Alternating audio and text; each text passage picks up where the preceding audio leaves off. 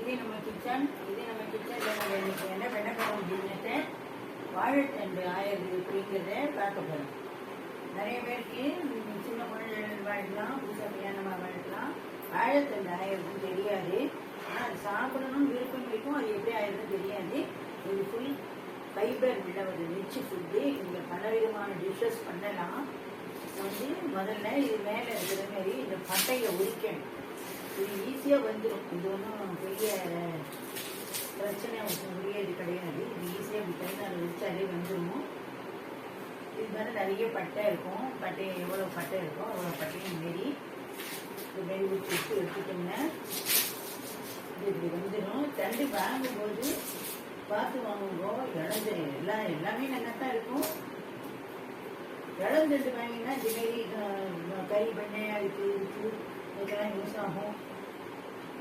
இதில் இப்போ இது எப்படின்னா ஒரு பாதி அளவுக்கு ஃபுல்லாக எடுக்க முடியாது. இது எடுத்துக்கணும். இதுலேருந்து மேலே இருக்கிற பட்டையை உரிக்கணும். இதில் நறுக்கி நார் எடுக்கணும். இதை நான் எப்படிங்கிறத காட்டுறேன் உங்களுக்கு.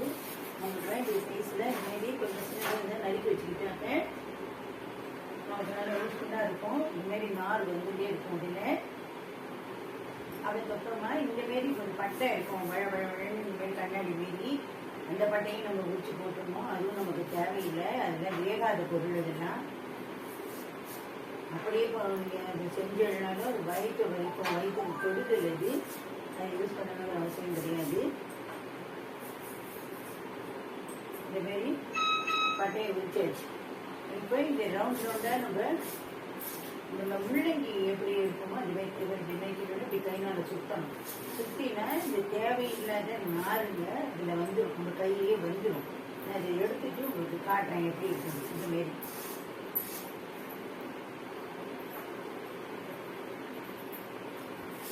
இந்தமாரி வாழைத்தண்டில் நிறைய டிஷ்ஷஸ் பண்ணலாம். இதுமாரி இப்படி கையில் நார் வந்துட்டே இருக்கும்.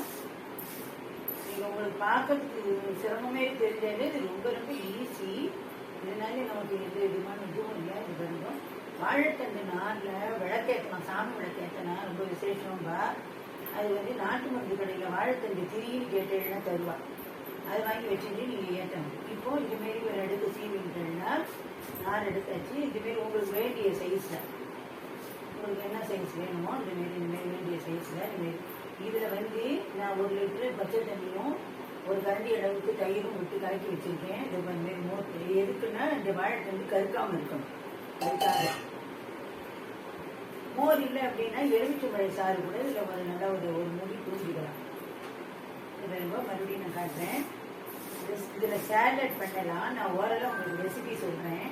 சேலட் எப்படி பண்ணலான்னா இந்தமாரி ரவுண்டாக நறுக்கிட்டு இதுமாரி நார்லாம் எடுத்துட்டு இதுமாரி பொடியாக நறுக்கிட்டு இது பச்சையாகவே சாப்பிடலாம். பச்சை பிடிக்கல அப்படிங்கிறவ ஆவியில் வேக விட்டும் சாப்பிடலாம். வாழைத்தண்டை இதுமாரி பச்சையாக நறுக்கிட்டு இதில் பச்சை மிளகாய் பொடியாக நறுக்கி போட்டுக்கணும். எலுமிச்சை பழத்தை புளியணும். பயத்தம்பருப்பை நல்லா ஊற வச்சு நல்லா ஊறினதுக்கப்புறம் அதை ஒட்டை ஜலத்தை ஒடிச்சிட்டு அதையும் போட்டுட்டு தேங்காய் எண்ணெயில் கடுகு தாளிச்சு கொட்டி இறக்கினா வாழைத்தண்டு சேலட் ரெடி. இந்த பாருங்க இதுமாரி ரவுண்டாக நின்றுட்டுருக்கணும். இதுமாரி பொடியாக நறுக்கிக்கணும்.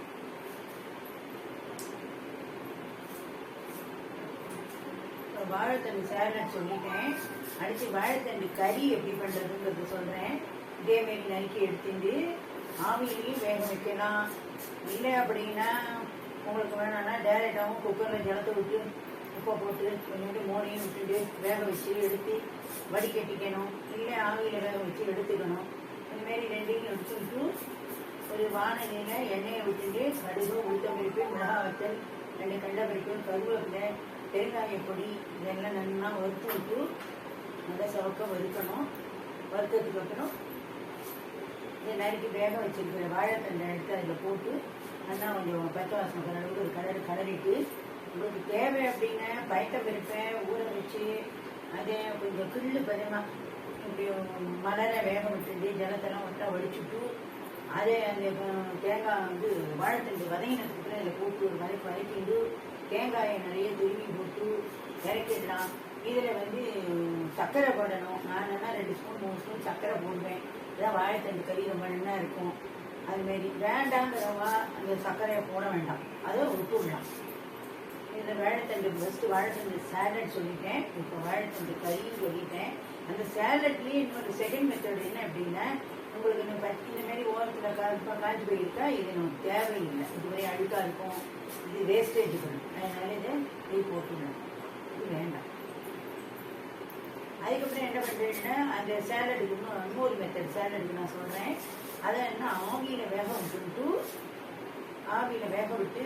அதை போட்டு பயத்தம்பருப்பு ஊற வச்சு நல்லா வடிகட்டி அதையும் போட்டுட்டு பச்சை மிளகாய் நெருக்கி போட்டுட்டு எலுமிச்சை பழத்தை புரிஞ்சுட்டு உப்பையும் போட்டுட்டு அதுக்கப்புறம் ஒரு வானலியில் எண்ணெயை விட்டுட்டு கடலை எண்ணெயோ செக்கெண்ணெயோ ஏதோ ஒரு எண்ணெயை விட்டு அதில் 2 கடுகு, பெருங்காயப்பொடி, 2 உளுத்தம்பருப்பு இதெல்லாம் தாளித்து போட்டுட்டா இந்த சேலட் இன்னொரு மெத்தட்.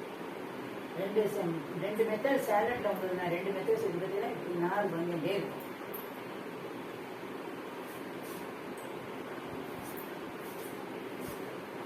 அது இன்னொரு மெத்தட் கறியாச்சு.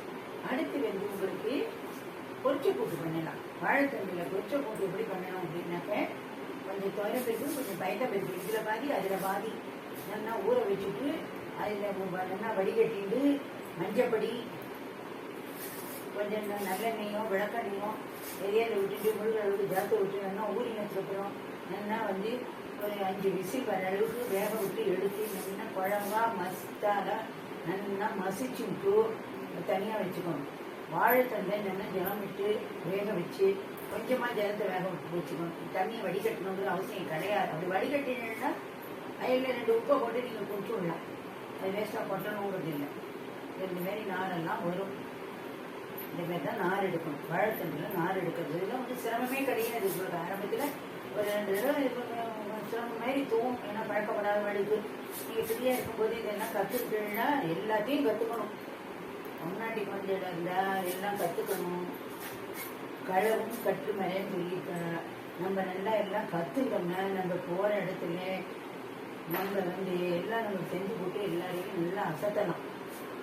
எல்லாரும் நல்லா திருப்தியாக சாப்பிட்டுட்டு நம்மளை வாழ்த்துவான். அதுக்கப்புறம் என்னென்ன பொரிச்ச கூட்டு, அப்புறம் அதிலே வாழைத்தண்டை வேக வச்சதையும் அந்த பயத்தம்பருப்பில் போட்டுவிட்டு மஞ்சப்பொடி வேணும்னா போட்டுக்கலாம், வேண்டான்னு விட்டுடணும். அப்புறம் நீங்கள் வந்து உப்பை போட்டுக்கணும். வாழைத்தண்டு வேகும் போதே உப்பு போட்டுட்டேன்னா வாழைத்தண்டில் உப்பு இறங்கிடும். அதுக்கப்புறம் இதை இன்வைட் பண்ணிவிட்டு மிக்சி ஒரு ஜார் எடுத்துட்டு அதில் ஒரு மூடி தேங்காய், ஒரு 4 பச்சை மிளகாய், ஜீரகத்தை பச்சையாக வச்சுக்கணும். வெங்காயத்தை விட்டு வறுக்கணுங்கிற அவசியம் கிடையாது. இதை வறுத்து நல்லா அரைச்சி இந்த வாழைத்தண்டு பருப்போட மிக்ஸ் பண்ணி வச்சுருக்கோம் இல்லையா, இதோட நல்லா கொட்டி நல்லா ஒரு கொதி விட்டு இறக்கிட்டு கொஞ்சம் ஜலமாக இருக்குது உப்பு அப்படின்னு நினச்சி ஃபீல் பண்ணிங்கன்னா இது வந்து அரிசி மாவு கரைச்சி விட்டுக்கலாம். இல்லை ஒரு 5 நிமிஷம் எக்ஸஸாக கொதிக்க விட்டுனா இது வந்து இந்தமாரி நார் அப்படியே கையில் சுற்றிக்கணும் இந்த நாரை. இப்போ இந்த மேலே இருக்கிறதுல வழவழு இந்த தண்டு இது அப்படியே எடுக்கணும். எடுத்து அது இந்தமாரி வரும். அதுக்கப்புறமா அதில் வந்து 2 கடுகு, 2 உளுத்தம்பருப்பு, மிளகாய் வத்தல், கறிவேப்பிலை, புளி போல பெருங்காயம் இதெல்லாத்தையும் தாளித்து கொட்டினா வாழைத்தண்டு பொரிச்ச கூட்டு ரெடி. இதுலேயே வந்து வாழைத்தண்டு மிளகு கூட்டு பண்ணணும் அப்படின்னா கேரளாக்காரெல்லாம் மெயினாக அந்த மாதிரி தான் பண்ணுவாங்க. அது இது பண்ணணும் அப்படின்னாக்க இந்த மாதிரி பட்டையெல்லாம் உரிச்சு எடுத்தாச்சு. இப்போ இதை நறுக்கணும். இதோட இப்படியே சுற்றி எடுக்கணும். உங்களுக்கு எனக்கு அருவாமனையில் தான் நறுக்க தெரியும். உங்களுக்கு வந்து கத்தியாக நறுக்க வரும் அப்படின்னா நீங்கள் நறுக்கலாம். எனக்கும் கூட வரும், ஆனால் இதில் நறுக்கிற அளவுக்கு எனக்கு வராது. நீங்கள்லாம் இந்த காலத்து குழந்தைகள்லாம் உங்களுக்குலாம் நல்லா கத்தி தான் உங்களுக்கு கைப்பட்டு இது வந்து இப்படி நார் வரும். இதில் எவ்வளோ நார் வருது பாருங்க, இதெல்லாம் எக்ஸஸ் நார். அதுக்கப்புறம் இதை என்ன பண்ணணும், நல்லா பயத்தம்பருப்போட வாழைத்தண்டு, 2 உப்பு, மஞ்சப்பொடி, 1 ஸ்பூன் நல்லெண்ணெய், முழுகிற அளவுக்கு ஜலம் இதை விட்டு நல்லா வேக விட்டு எடுத்துட்டு ஒரு 3 விசில் விட்டு வேக விட்டு எடுத்துக்கணும். அப்புறமா ஒரு வானிலையில் எண்ணெயை விட்டுட்டு கொஞ்சம் ஒரு அரை கரண்டி அளவுக்கு உளுத்தம்பருப்பு, ஒரு 2 ஸ்பூன் மிளகு, ஒரு ஸ்பூன் அளவுக்கு ஜீரகம், இது எல்லாத்தையும் வறுத்துட்டு உளுத்தம்பருப்பு, மிளகு, ஜீரகம், மிளகா வத்தல், ஒரு 4-5 மிளகா வத்தல் நம்ம காரத்துக்கு தகுந்த மாரி நம்ம அளவு செய்கிற அளவுக்கு தகுந்தபடி அதையும் எடுத்துட்டு இது எல்லாத்தையும் நல்லா வறுத்து விட்டு தேங்காயை பச்சையாக வச்சு அரைக்கணும். நீங்கள் பச்சையாக வச்சு எல்லாம் நைஸாக வழுக்குங்க அரைச்சிக்கணும். இது அரைச்சிட்டேன்னா உடனே உங்களுக்கு மத்தியானத்தோடு தீர்ந்துடும் அப்படின்னா ஓகே. இல்லை எனக்கு தீராது நைட்டு வரைக்கும் இருக்கும் அப்படின்னா ஒரு சில சமயங்களில் அது ஊசி போகிறதுக்கு வாய்ப்பு இருக்குது. அப்போ என்ன பண்ணணும், தேங்காயை வறுத்துக்கணும். இதெல்லாம் வறுத்து எடுத்துட்டு தேங்காயை கோல்டன் கலரில் வறுத்துட்டு எல்லாத்தையும் ஒன்றா மிக்சியில் வச்சு அரைச்சி இந்த வாழைத்தண்டு மிளகு கூட்டில் கொட்டி இதை நல்லா ஒரு கொதி விட்டு இறக்கிடணும். அதுக்கப்புறமா தேங்காய் எண்ணெய் நல்லா நோட் பண்ணிக்கோங்க. இதுக்கு தேங்காய் எண்ணெய் தான், இந்த கூட்டுக்கு தேங்காய் எண்ணெய் வச்சுக்கோங்க. தேங்காய் எண்ணெயை நல்லா சட்டியில் வச்சுட்டு தேங்காய் எண்ணெய் காய்ஞ்சிட்டு போட்டு அதில் கடுகு, உளுத்தம்பருப்பு, மிளகாய் வத்தல், இதெல்லாம் கருவேப்பிலை, இது எல்லாத்தையும் தாளித்து கொட்டிட்டு இறக்கி வச்சுட்டு கூட்டு கொஞ்சம் நைட்டு லேட்டானா கூட ஒரு 8 மணி வரைக்கும் வீணாக போகாமல் இருக்கும்.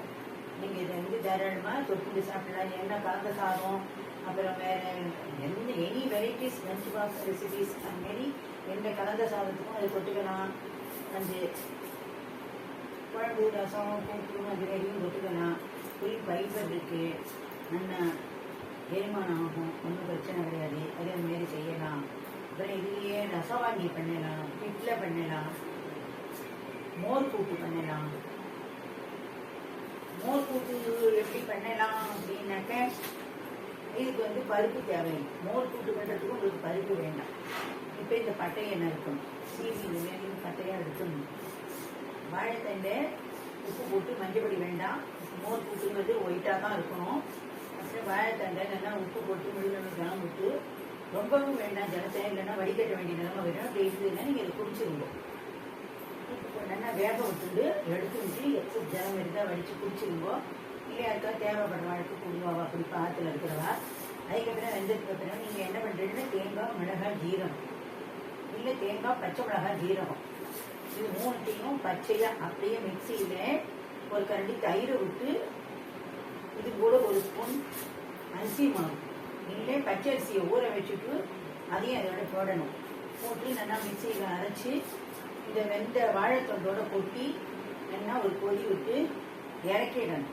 அதுக்கப்புறமா அதில் தேங்காய் எண்ணெயிலே கடுகு, உளுத்தம்பருப்பு, கருவேப்பிலை, மிளகாய் வத்தல் இதை தாளித்து கொட்டிட்டு சாப்பிட்ற நேரத்துக்கு முன்னாடியே வேண்டாம், முன்னாடியே விட்டுட்டீங்கன்னா தயிர் நீத்து போயிடும்.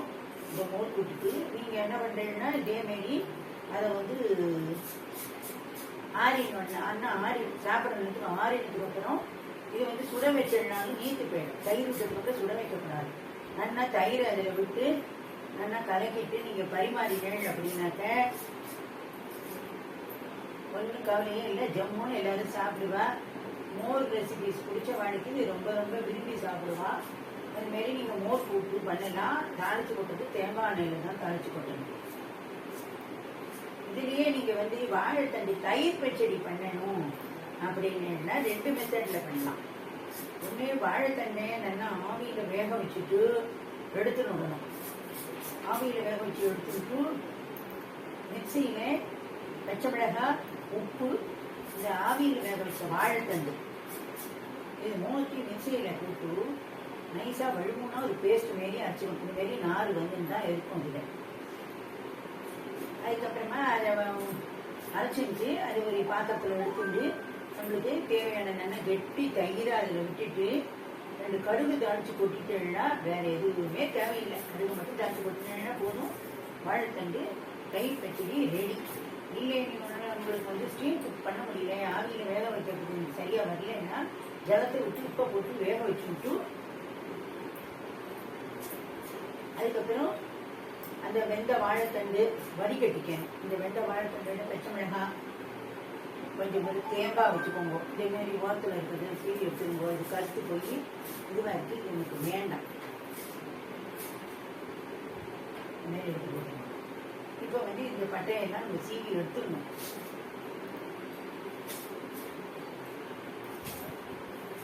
அது மாதிரி வாழைத்தண்டு வெந்த வாழைத்தண்டோட பச்சை மிளகாயை வச்சுட்டு உப்பை வச்சு நல்லா மிக்சியில் அரைச்சிட்டு தயிரை விட்டு நல்லா கரைக்கிண்டு தேங்காய் எண்ணெயை விட்டு கடுகு தாளித்து கொட்டி அப்படி கருவேப்பிலையும் தாளித்து கொட்டிட்டு அப்புறம் தேவையான தயிரை நல்லா நிறைய விட்டு கணக்கி எடுத்து வச்சுட்டு சாப்பாட்டுக்கு கொட்டிக்கலாம். இது சாம்பார் சாதம் ரசம் சாதம் எந்த இதுக்கு வேணுமாலும் இந்த வாழைத்தண்டு தயிர் பச்சடி வந்து 2-3 விதங்களில் பண்ணலாம். இது ஒரு விதம், இது நல்லாவும் இருக்கும். இதுமாரி இது சாப்பிட மாட்டேன் அப்படிங்கிற மாதிரி வாழைத்தண்டை சாப்பிட மாட்டேன் அப்படிங்கிற குழந்தைகளுக்குலாம் இது என்னன்னே தெரியாது. நம்ம மிக்சியில் ஒரு பத்தில் இதுமாரி நார் வரும். என்ன பண்ணியிருக்கோம், இது என்ன பச்சடி அப்படிங்கிறதே தெரியாது. நம்ம பாட்டுக்கு ஏதாவது ஒரு கை பச்சடின்னு மொட்டையாக ஒரு பேரை சொல்லிட்டு அவனுக்கு போட்டு விட்டுட்டா அவள் பாட்டுக்கு ஜம்முன்னு சாப்பிட்டுட்டு போயிடுவான். இதேமாரி வாழைத்தண்டில் ஏகப்பட்ட ரெசிபிஸ் பண்ணலாம். நான் வர நாட்களில் ஒன்று நான் பண்ணுறேன், நீங்கள் பாருங்க. உங்களுக்கு பிடிச்சிருக்கு, என்னுடைய சமையல் பிடிச்சிருக்குது அப்படின்னா நீங்கள் வந்து கமெண்ட்ஸில் சொல்லுங்கோ எப்படி என்னன்னு. எப்படி நீங்களும் அதுமாதிரி செஞ்சு பாருங்கோ, நீங்களும் சொல்லுங்கோ. செஞ்சு பார்த்து உங்களுக்கு எப்படி வந்தது அப்படிங்கிறத சொல்லுங்கோ.